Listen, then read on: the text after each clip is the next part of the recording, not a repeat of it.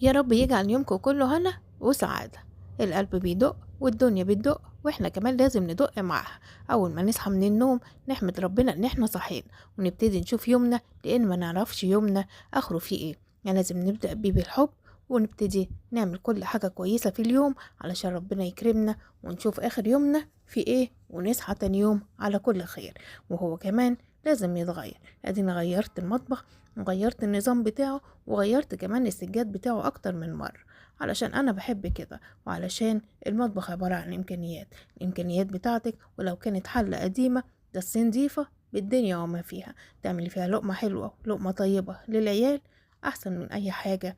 بس حاولي إن انت تحبي حاجتك. غيرت فيه حاجات كتير علشان أبقى نفسيا مرتاحة وأنا معاه، لأن اليوم كله تقريبا جواه، بس علشان أطلع كل طيب من تحت إيدي للعيال.